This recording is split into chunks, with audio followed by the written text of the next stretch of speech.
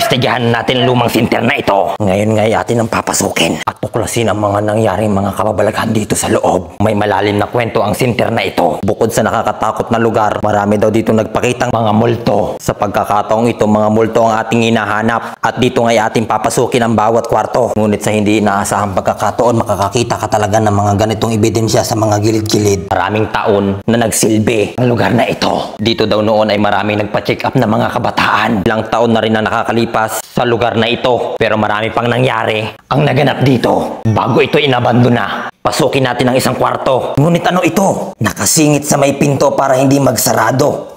Isang ebidensya. Magtataka ka, maghihinala ka kung bakit. Mabilis ako makakita nito dahil expert na tayo. Mula dito sa may pinto nakakalat ang maraming bomba. Kasama ang mga bombang nakalagay dito sa loob. Isang center na nagsilbing tuluyan. Kabataan na may mga sakit na kung saan ay mainit ang kanilang mga temperatura sa katawan. In short, nilalagnat. Sa paglipas naman ng panahon dito nga naman ay may nagsisiga.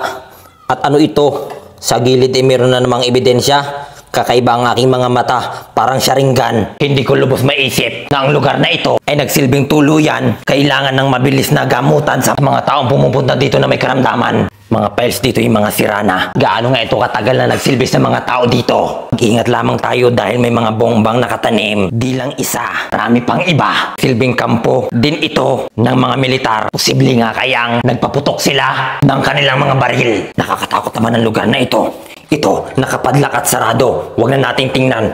At ito ay loob ng CR. Nakita naman ninyo ang daming mga tanim. Nakakatakot ang lugar na ito. Isang palikuran ng babae.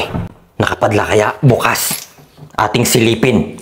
May bomba na namang nakatanim. Maaaring nagsilbi itong tuluyan sa mga taong walang mga tirahan. Ngunit ang lugar na ito ay open sa lahat. At maraming pumupunta. Mga taong hindi kilala. Dito nga sa loob ay makakakita ka rin ng mga ebidensya na katulad niyan.